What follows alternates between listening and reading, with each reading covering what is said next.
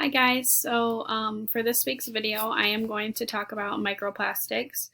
Microplastics come from a variety of sources, including from larger plastic debris that degrades into smaller and smaller pieces.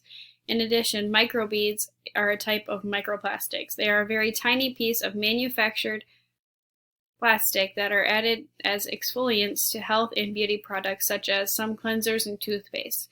These tiny products can easily pass through water filtration systems and end up in the ocean and Great Lakes, posing a potential threat to aquatic life. Plastic microbeads first appeared in personal care products about 50 years ago, with plastics increasingly replacing natural ingredients. Secondary microplastics are particles that result from the breakdown of larger plastic items, such as water bottles. This breakdown is caused by exposure to environmental factors, mainly the sun's radiation and the ocean's waves.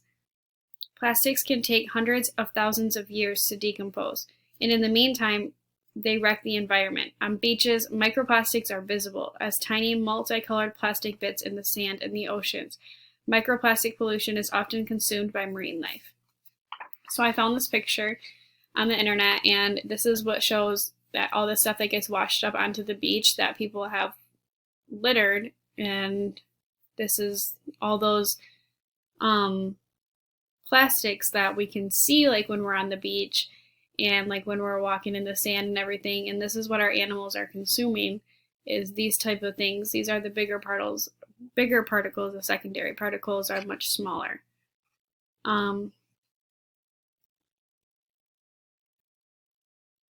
Some of this environment pollution is from littering, but much of this results from storms, water runoff, and winds that carry plastic, both intact objects and microplastics, into our oceans.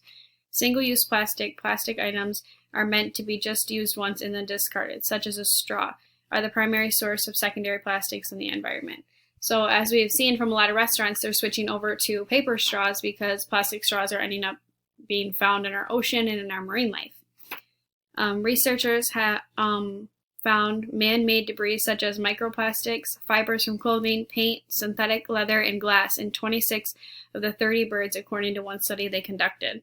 That means that microplastics are evenly distributed through our Great Lakes and can come from larger plastics that are broken down by the environment. Plastic affects all kinds of marine life. Animals will eat larger pieces of plastic until they feel full and then die from lack of proper nutrition. So they're not able to digest the plastic that they're intaking. Fish are eating plastics. Adult cormorants are eating fish, and cormorant chicks are eating the plastics from the fish, regurgitating by their mothers. So it works down through different animals and humans and everything. So if we're eating a fish that has eaten plastic, we might be getting the bacteria from that plastic. We don't really have documentation of microplastics accumulating all the way to the top of the food chain, but if we eat fish that have microplastics in them, then we are eating microplastics which can have chemical pollutants absorbed in them. So it's just like us eating the microplastics, basically. The problem is the way that society has become so reliant on this incredibly useful yet also very damaging material that has become really hard for us to move away from. So plastic is very in demand in our society, and it's very hard to get rid of, as it is in almost everything that we purchase. So I pulled up a couple more pictures. So this is what was found inside of a bird, and this is a turtle that was wrapped in like the plastic things that hold their cans in place.